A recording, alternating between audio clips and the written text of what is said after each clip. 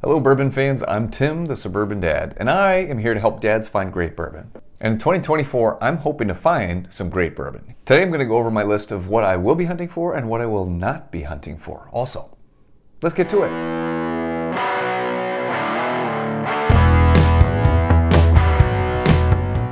I've broken my list down into two categories: special releases slash hard to find rare bottles, and just common every bottles that I haven't decided to pick up yet. So first, the rare hard to find bottles. Booker's shouldn't come as any surprise to you. I really enjoyed 2023. I'm looking forward to another great year, 2024. I'm very optimistic. So let's keep the train rolling, Jim Beam.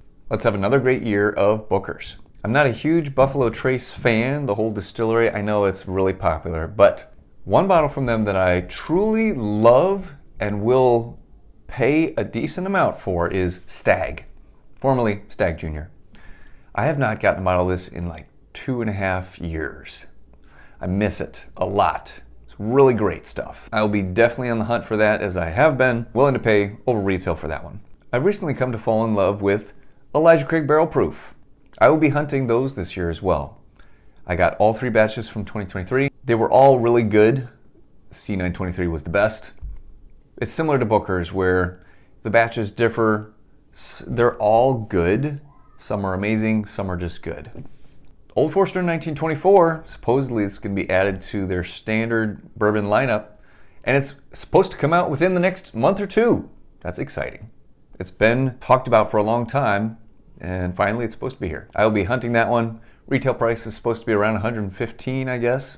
I'm excited to give it a try. Russell's 13 year. I would love to be able to try this one. I've really enjoyed Wild Turkey products, including Russell's Reserve 10 year. I've really come to enjoy Wild Turkey products. A 13-year-old product from them sounds really tasty. Love to try it. Maker's Mark. Of course, last year, 2023, they had cellar aged. I still have not gotten to try it. I've heard mixed reviews. Some people say it's the best thing ever. Other people say it's really not worth it. I don't think I've come across anybody that says it's bad bourbon, but either great or not worth it. I'm curious to find out for myself. This year, they are continuing, but it's different, the wood finishing series. They had been doing yearly releases under the umbrella of the wood finishing series, and then they acted like they were going to stop that, but now they're doing more that are part of the wood finishing series but are different, I guess. Anyways, 2024's release is called The Heart. I really don't know much about it other than it's supposed to be bourbon from the heart of their team. So the people heavily involved at Maker's Mark are putting out this bourbon. I'm still staying loyal to Balcones, even though they've decided not to produce any more bourbon for the foreseeable future. They've got the best American single malts I've ever tried, and the best corn whiskey, which sounds really Western to say, corn whiskey. It's really good though. Their True Blue Cask Strength single barrel picks, amazing. I'm interested in any new releases from them. Last year they released Cataleja, which I never ended up trying, simply because it seemed a little bit pricey for what it actually was. It probably is a really good whiskey, but I don't know, I kind of balked at it. I'm excited for them to pursue their Pilgrimage line. I really liked the first batch. I'm excited for any other American single malts that they might put out this year. Hopefully I can get them here in Missouri. Definitely Texas is the place to be for those. Each Taylor Barrel Proof. I love good barrel proof bourbon, and I've heard nothing but great things about this bottle. I've never even come close to seeing it, much less trying it. I would be super excited to track one of those down, especially if it was anywhere close to retail, which is a fairly reasonable price. I think it's around $70-$80. Of course, they sell for like $500 or $600 on secondary market, so I'm never going to touch that. Definitely interested to see how it compares to the regular small batch. Last but not least by any means on my special release list, Parker's Heritage. This one has caught my attention for a while now. Again, I came across it one time, but it was at a shop where everything was so overpriced I didn't even bother asking because I knew I wasn't going to be interested in what price he had it listed for. But last year they did a 10-year-old rye, and I must say, if that was one of the versions that I came across that I was able to buy, I'd be a little disappointed because I'm not a rye guy. I really was interested in their double barrel bourbon or even their Curacao finished bourbon. Curious to see what's going to be released this year. So waiting with slightly bated breath and hopeful that I might be able to score one. So that concludes my rare / special release bourbons. I do have a much smaller list of common everyday whiskeys that have been recommended to me or that I've been wanting to try that I just, again, haven't picked up for whatever reason. So let's get to that. First on that list is Knob Creek 12-year. I know, I haven't tried it yet. I see it all the time everywhere. Around me here in Missouri, it's very easy to get.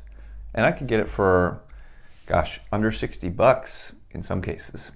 No reason why I shouldn't try it. Absolutely want to. Another bottle that comes highly recommended to me by multiple people is the Sagamore Double Oaked.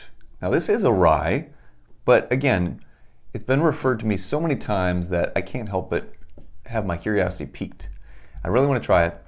Again, not hard to find, just have had other things on my priority list ahead of it. This year, I'll give it a go. Last but not least is a bottle that I got to try at the St. Louis Bourbon Festival. And it blew me away with how good it was. First for the proof, it was like, I don't know, 94 proof. And it was a company I've never heard of before, Cleveland Underground. And it was their cherry wood finished bourbon. It was so rich, flavorful, creamy, cherry flavored. It is truly a bourbon. It's not artificially flavored. I'm not sure exactly how they incorporate the cherry wood, whether it's, cherry wood chips or staves, something. It's not a cherry wood barrel, because that's just doesn't work. But it was really good. I know it's at the Total Wine right by my house, and it's only $35. So no reason why I can't try that one too. Last but not least, bottles that I will not be hunting this year based on previous experiences. First one is Midwinter Night's Dram from High West. I got Act 10, and it was okay. For a rye, it was pretty good. I enjoyed it, but man, is it worth the $120 price tag? No, it wasn't for that one. And guess what? The price has only gone up since then. $130, $150 for that bottle. It just, to me, it's not there. So I definitely will not be pursuing it. I passed over getting Act 11, and I'm not going to be looking for Act 12 either. So that's a no from me. Another one I'm not going to be hunting is Larceny Barrel Proof.